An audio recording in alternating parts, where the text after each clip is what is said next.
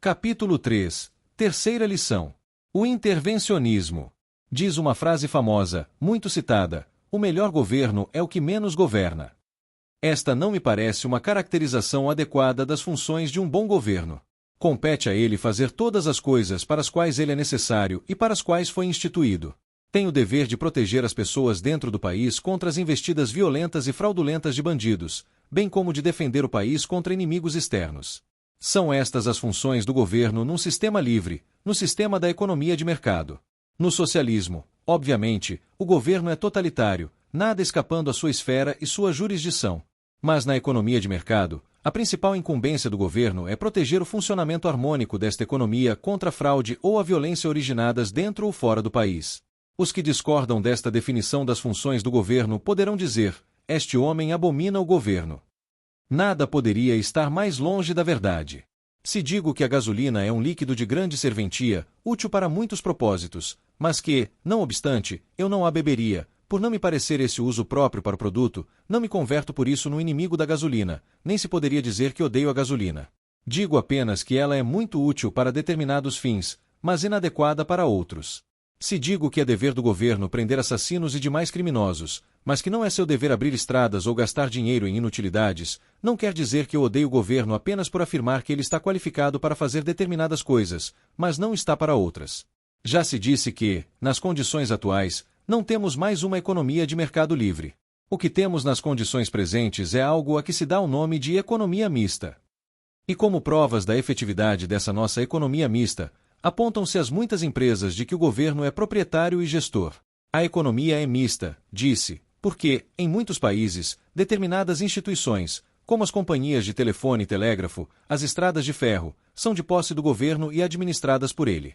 Não há dúvida de que algumas dessas instituições e empresas são geridas pelo governo. Mas esse fato não é suficiente para alterar o caráter do nosso sistema econômico. Nem sequer significa que se tenha instalado um pequeno socialismo no âmago do que seria, não fosse a intrusão dessas empresas de gestão governamental, a economia de mercado livre e não socialista. Isto porque o governo, ao dirigir essas empresas, está subordinado à supremacia do mercado, o que significa que está subordinado à supremacia dos consumidores. Ao administrar, digamos, o correio ou as estradas de ferro, ele é obrigado a contratar pessoal para trabalhar nessas empresas. Precisa também comprar as matérias-primas e os demais produtos necessários à operação das mesmas. E, por outro lado, o governo vende esses serviços e mercadorias para o público. Todavia, embora administre essas instituições utilizando os métodos do sistema econômico livre, o resultado, via de regra, é um déficit.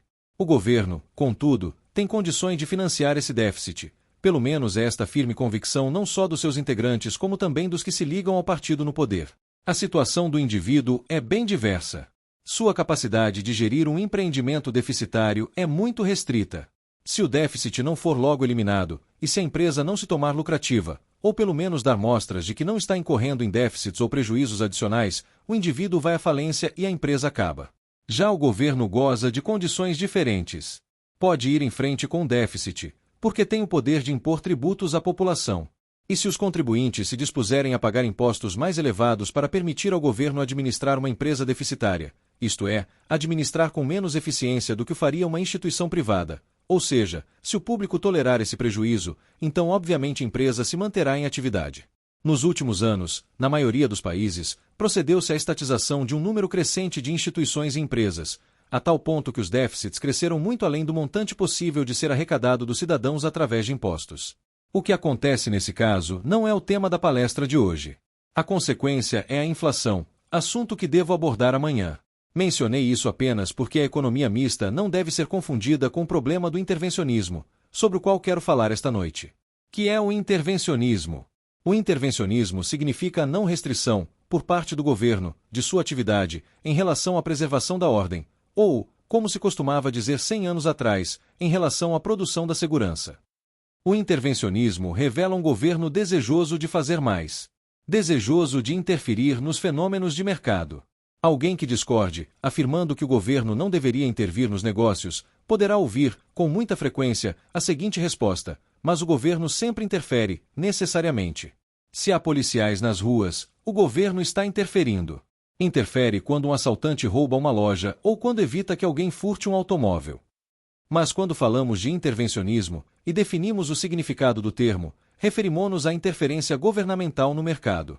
Que o governo e a polícia se encarreguem de proteger os cidadãos, e entre eles os homens de negócio e, evidentemente, seus empregados, contra ataques de bandidos nacionais ou do exterior, é efetivamente uma expectativa normal e necessária, algo a se esperar de qualquer governo. Essa proteção não constitui uma intervenção, pois a única função legítima do governo é, precisamente, produzir segurança. Quando falamos de intervencionismo, referimos-nos ao desejo que experimenta o governo de fazer mais que impedir assaltos e fraudes.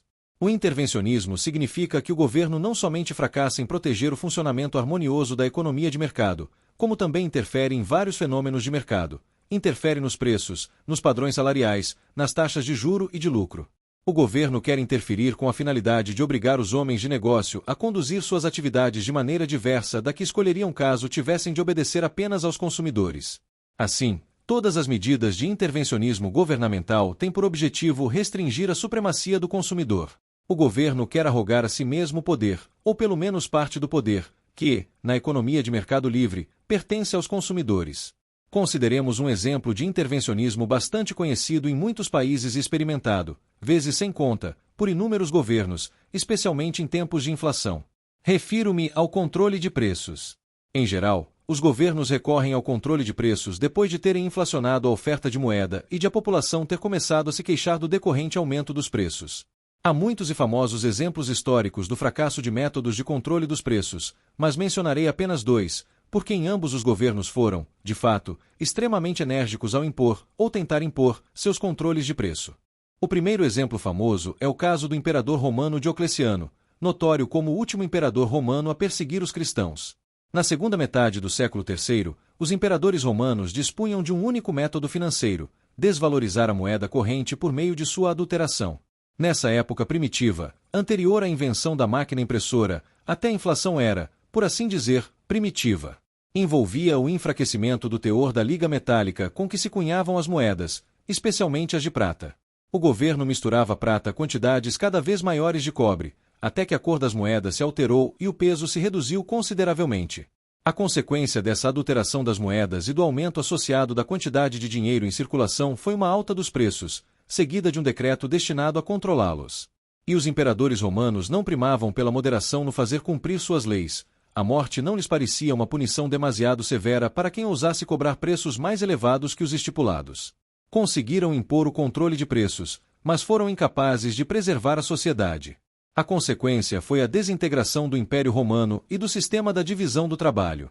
15 séculos mais tarde, a mesma adulteração do dinheiro teve lugar durante a Revolução Francesa. Mas desta vez utilizou-se um método diferente. A tecnologia para a produção de dinheiro fora consideravelmente aperfeiçoada. Os franceses já não precisavam recorrer à adulteração da liga metálica empregada na cunhagem das moedas. Tinham a máquina impressora. E esta era extremamente eficiente. Mais uma vez, o resultado foi uma elevação dos preços sem precedentes. Mas na Revolução Francesa os preços máximos não foram garantidos através do mesmo método de aplicação da pena capital de que lançara mão o imperador Diocleciano. Produzira-se um aperfeiçoamento também na técnica de matar cidadãos. Todos se lembram do famoso Dr. J. I. Guillotine, de 1738 a 1814, o inventor da guilhotina. No entanto, apesar da guilhotina, os franceses também fracassaram com suas leis de preço máximo. Quando chegou a vez de Robespierre ser conduzido numa carroça rumo à guilhotina, o povo gritava: "Lá vai o bandido mor". Se menciono este fato é porque é comum ouvir: o que é preciso para dar eficácia e eficiência ao controle de preços é apenas maior implacabilidade e maior energia. Ora, Diocleciano foi indubitavelmente implacável, como também o foi a Revolução Francesa. Não obstante, as medidas de controle de preço fracassaram por completo em ambos os casos. Analisemos agora as razões desse fracasso. O governo ouve as queixas do povo de que o preço do leite subiu. E o leite é, sem dúvida, muito importante, sobretudo para a geração em crescimento, para as crianças. Por conseguinte, estabelece um preço máximo para esse produto, preço máximo que é inferior ao que seria o preço potencial de mercado. Então o governo diz: estamos certos de que fizemos tudo o que era preciso para permitir aos pobres a compra de todo o leite de que necessitam para alimentar os filhos. Mas que acontece? Por um lado, o menor preço do leite provoca o aumento da demanda do produto. Pessoas que não tinham meios de comprá-lo a um preço mais alto podem agora fazê-lo ao preço reduzido por decreto oficial. Por outro lado, parte dos produtores de leite, aqueles que estão produzindo a custos mais elevados, isto é, os produtores marginais, começam a sofrer prejuízos, visto que o preço decretado pelo governo é inferior aos custos do produto. Este é o ponto crucial na economia de mercado. O empresário privado, o produtor privado, não pode sofrer prejuízo no cômputo final de suas atividades. E como não pode ter prejuízos com o leite, restringe a venda deste produto para o mercado. Pode vender algumas de suas vacas para o matadouro. Pode também, em vez de leite, fabricar e vender derivados do produto, como coalhada, manteiga ou queijo. A interferência do governo no preço do leite redunda, pois, em menor quantidade do produto do que a que havia antes, redução que é concomitante a uma ampliação da demanda. Algumas pessoas dispostas a pagar o preço decretado pelo governo não conseguirão comprar leite. Outro efeito é a precipitação de pessoas ansiosas por chegarem em primeiro lugar às lojas. São obrigadas a esperar do lado de fora. As longas filas diante das lojas parecem sempre um fenômeno corriqueiro numa cidade em que o governo tenha decretado preços máximos para as mercadorias que lhe pareciam importantes. Foi o que se passou em todos os lugares onde o preço do leite foi controlado. Por outro lado, isso foi sempre prognosticado pelos economistas, obviamente apenas pelos economistas sensatos, que, aliás, não são muito numerosos. Mas qual é a consequência do controle governamental de preços? O governo se frustra. Pretendia aumentar a satisfação dos consumidores de leite, mas, na verdade, descontentou-os. Antes de sua interferência, o leite era caro, mas era possível comprá-lo. Agora a quantidade disponível é insuficiente. Com isso, o consumo total se reduz. As crianças passam a tomar menos leite e chegam a não mais tomá-lo. A medida a que o governo recorre em seguida é o racionamento. Mas racionamento significa tão somente que algumas pessoas são privilegiadas e conseguem obter leite, enquanto outras ficam sem nenhum. Quem obtém e quem não obtém é obviamente algo sempre determinado de forma muito arbitrária. Pode ser estipulado, por exemplo, que crianças com menos de 4 anos de idade devem tomar leite, e aquelas com mais de 4, ou entre 4 e 6, devem receber apenas a metade da ração a que as menores fazem jus. Faça o governo o que fizer, permanece o fato de que só há disponível uma menor quantidade de leite. Consequentemente, a população está ainda mais insatisfeita que antes. O governo pergunta, então, aos produtores de leite, por que não têm imaginação suficiente para descobrir por si mesmo por que não produzem a mesma quantidade que antes. Obtém a resposta, é impossível, uma vez que os custos de produção são superiores ao preço máximo fixado pelo governo. As autoridades se põem em seguida a estudar os custos dos vários fatores de produção, vindo a descobrir que um deles é a ração. Pois bem, diz o governo, o mesmo controle que impusemos ao leite, vamos aplicar agora à ração. Determinaremos um preço máximo para ela e os produtores de leite poderão alimentar seu gado a preços mais baixos, com menor dispêndio. Com isto, tudo se resolverá. Os produtores de leite terão condições de produzir em maior quantidade e venderão mais. O que acontece nesse caso? Repete-se, com a ração, a mesma história acontecida com o leite, e, como é fácil depreender, pelas mesmíssimas razões. A produção de ração diminui e as autoridades se veem novamente diante de um dilema. Nessas circunstâncias, providenciam novos interlocutores, no intuito de descobrir o que há de errado com a produção de ração. E recebem dos produtores de ração uma explicação idêntica à que lhes fora fornecida pelos produtores de leite. De sorte que o governo é compelido a dar um outro passo, já que não quer abrir mão do princípio do controle de preços. Determina preços máximos para os bens de produção necessários à produção de ração. E a mesma história, mais uma vez, se desenrola. Assim, o governo começa a controlar não mais apenas o leite, mas também os ovos, a carne e outros artigos essenciais. E todas as vezes alcança o mesmo resultado, por toda parte a consequência é a mesma. A partir do momento em que fixa preços máximos para bem de consumo, vê-se obrigado a recuar no sentido dos bens de produção e a limitar os preços dos bens de produção necessários à elaboração daqueles bens de consumo com preços tabelados. E assim o governo, que começara com o controle de alguns poucos fatores, recua cada vez mais em direção à base do processo produtivo, fixando preços máximos para todas as modalidades de bem de produção, incluindo-se, evidentemente, o preço da mão de obra, pois, sem controle salarial, o controle de custos efetuado pelo governo seria um contrassenso. Ademais, o governo não tem como limitar sua interferência no mercado apenas ao que se lhe afigura como bem de primeira necessidade: leite, manteiga, ovos e carne. Precisa necessariamente incluir os bens de luxo, porquanto, se não limitasse seus preços, o capital e a mão de obra abandonariam a produção dos artigos de primeira necessidade e acorreriam à produção dessas mercadorias que o governo reputa supérfluas. Portanto, a interferência isolada no preço de um ou outro bem de consumo sempre gera efeitos, e é fundamental compreendê-lo, ainda menos satisfatórios que as condições que prevaleciam anteriormente. Antes da interferência, o leite e os ovos são caros, depois, começam a sumir do mercado. O governo considerava esses artigos tão importantes que interferiu, queria torná-los mais abundantes, ampliar sua oferta. O resultado foi o contrário. A interferência isolada deu origem a uma situação que, do ponto de vista do governo, é ainda mais indesejável que a anterior, que se pretendia alterar. E o governo acabará por chegar a um ponto em que todos os preços, padrões salariais, taxas de juro, em suma, tudo o que compõe o conjunto do sistema econômico, é determinado por ele. E isso, obviamente, é socialismo.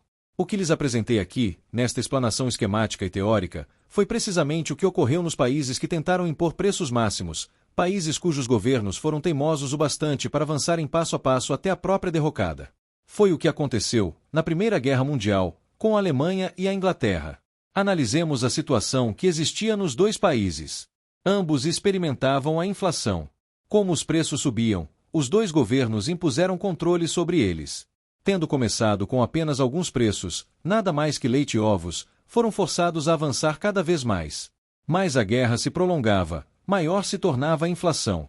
E após 3 anos de guerra, os alemães, de maneira sistemática, como é de seu estilo, elaboraram um grande plano. Chamaram-no Plano Hindenburg. Naquela época, tudo na Alemanha que parecia bom ao governo era batizado de Hindenburg. O Plano Hindenburg estabelecia o controle governamental sobre todo o sistema econômico do país, preços, salários, lucros, tudo. E a burocracia tratou imediatamente de pôr em prática este plano. Mas, antes de concluí-lo, veio a derrocada. O Império Alemão desintegrou-se, o aparelho burocrático esfacelou-se, a Revolução produziu seus efeitos terríveis, tudo chegou ao fim. Os fatos, na Inglaterra, inicialmente ocorreram dessa mesma maneira, mas, depois de algum tempo, na primavera de 1917, os Estados Unidos entraram na guerra e abasteceram os ingleses com quantidades suficientes de tudo. Dessa forma, o caminho do socialismo, o caminho da servidão, foi obstado. Antes da ascensão de Hitler ao poder, o controle de preços foi mais uma vez introduzido na Alemanha pelo chanceler Brüning, pelas razões de costume. O próprio Hitler aplicou-o antes mesmo do início da guerra. Na Alemanha de Hitler não havia empresa privada ou iniciativa privada. Na Alemanha de Hitler havia um sistema de socialismo que só diferia do sistema russo na medida em que ainda eram mantidos a terminologia e os rótulos do sistema de livre economia.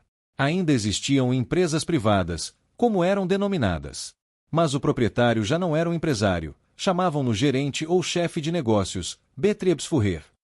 Todo o país foi organizado numa hierarquia de Führers. Havia o Führer Supremo, obviamente Hitler, e em seguida uma longa sucessão de Führers, em ordem decrescente, até os Führers do último escalão. E, assim, o dirigente de uma empresa era o Betriebsführer. O conjunto de seus empregados, os trabalhadores da empresa, era chamado por uma palavra que, na Idade Média, designara o séquito de um senhor feudal, o Gefolgschaft. E toda essa gente tinha de obedecer às ordens expedidas por uma instituição que ostentava o nome assustadoramente longo de Reichsführerwirtschafts, Ministério da Economia do Império, a cuja frente estava o conhecido gorducho Goering, enfeitado de joias e medalhas. E era desse corpo de ministros de nome tão comprido que emanavam todas as ordens para todas as empresas: o que produzir, em que quantidade, onde comprar matérias-primas e quanto pagar por elas, a quem vender os produtos e a que preço. Os trabalhadores eram designados para determinadas fábricas e recebiam salários decretados pelo governo. Todo o sistema econômico era agora regulado, em seus mínimos detalhes, pelo governo. O Betriebsführer não tinha o direito de se apossar dos lucros, recebia o equivalente a um salário e, se quisesse receber uma soma maior, diria, por exemplo: estou muito doente, preciso me submeter a uma operação imediatamente, e isso custará 500 marcos.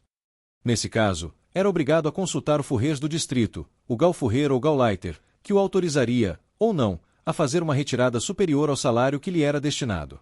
Os preços já não eram preços, os salários já não eram salários, não passavam de expressões quantitativas num sistema de socialismo. Permitam-me agora contar-lhes como esse sistema entrou em colapso. Um dia, após anos de combate, os exércitos estrangeiros chegaram à Alemanha.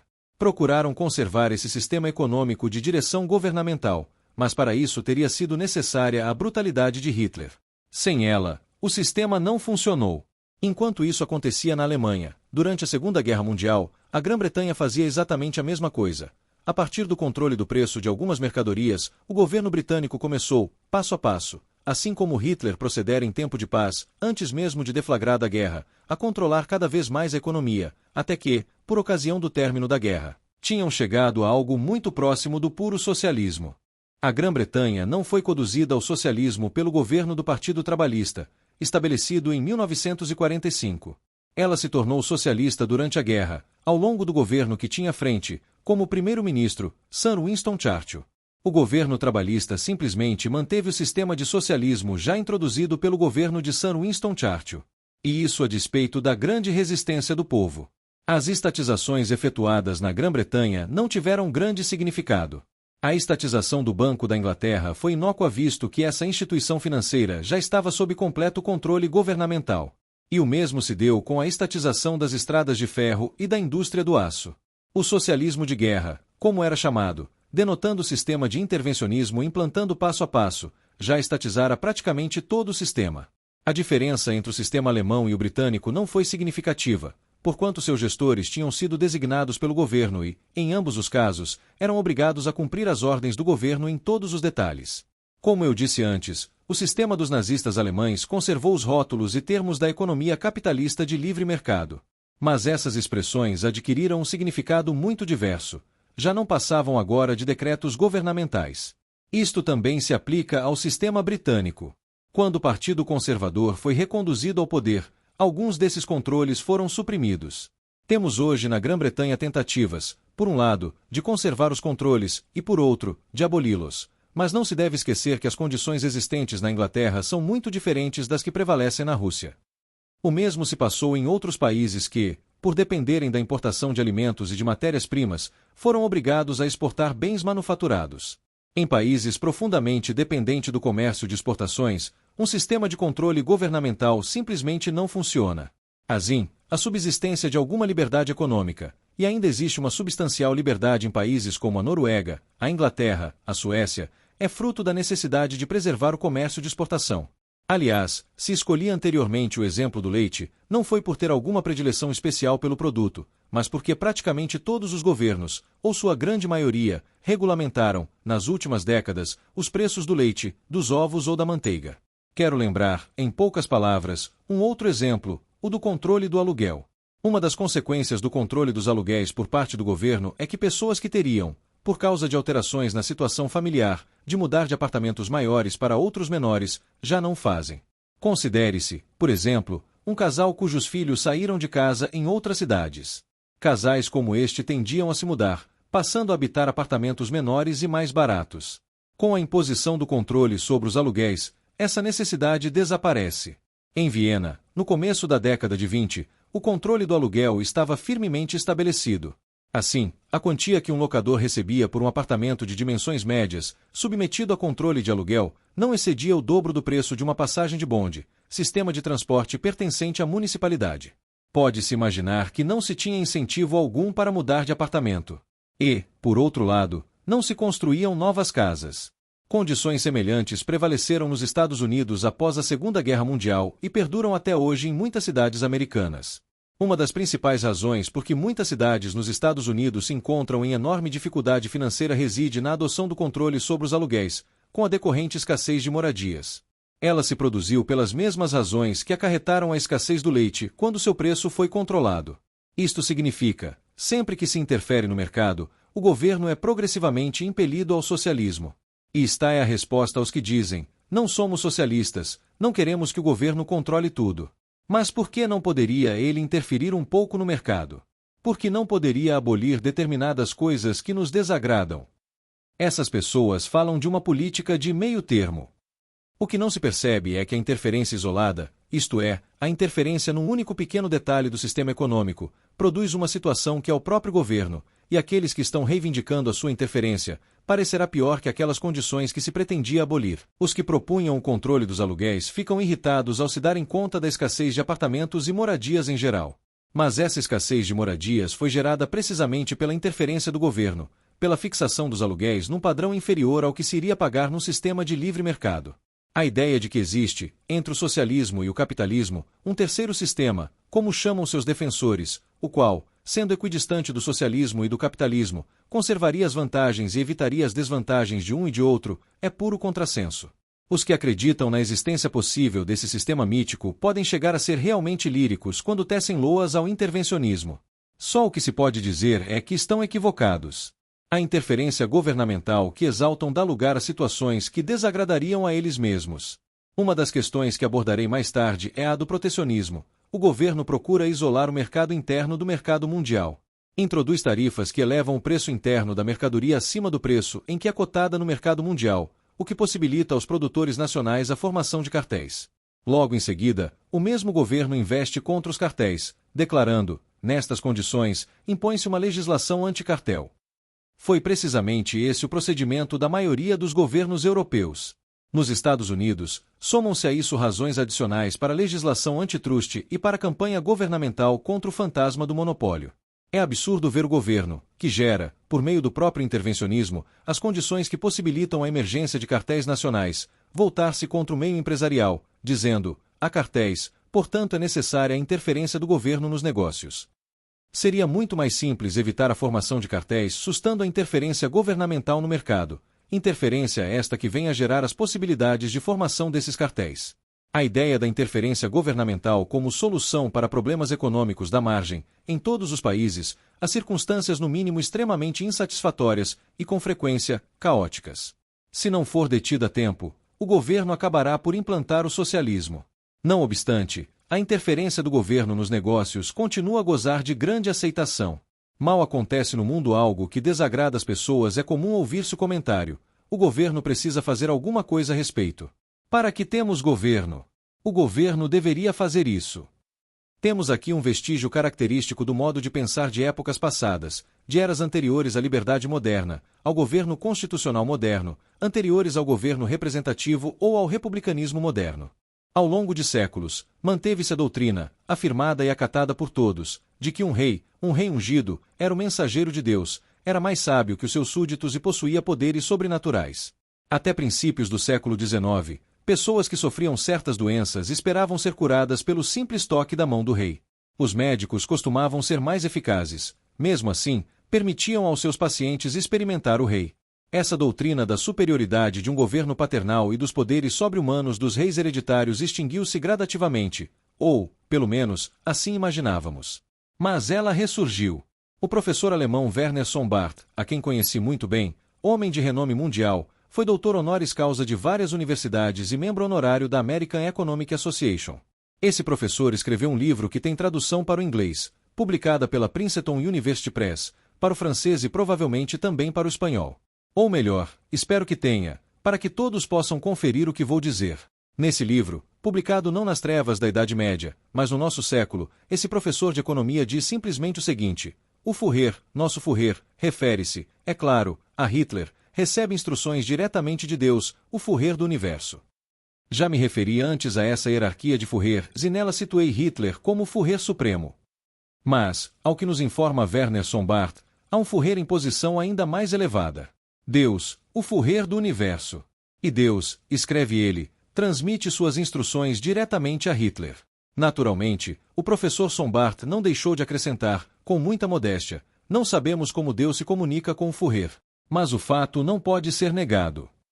Ora, se ficamos sabendo que semelhante livro pôde ser publicado em alemão, a língua de um país outrora exaltado como a nação dos filósofos e dos poetas, e o vemos traduzido em inglês e francês, já não nos espantará que mesmo um pequeno burocrata venha, um dia, a se considerar mais sábio e melhor que os demais cidadãos, e deseje interferir em tudo, ainda que ele não passe de um reles burocratazinho, em nada comparável ao famoso professor Werner Sombart, membro honorário de tudo quanto é entidade. Haveria um remédio contra tudo isso? Eu diria que sim. Há um remédio. E esse remédio é a força dos cidadãos. Cabe-lhes impedir a implantação de um regime tão autoritário que se arrogue uma sabedoria superior à do cidadão comum. Esta é a diferença fundamental entre a liberdade e a servidão. As nações socialistas atribuíram a si mesmas a designação de democracia. Os russos chamam seu sistema de democracia popular. Provavelmente sustentam que o povo está representado na pessoa do ditador. Penso que aqui, na Argentina, um ditador recebeu a resposta que merecia. Esperamos que outros ditadores, em outras nações, recebam resposta semelhante.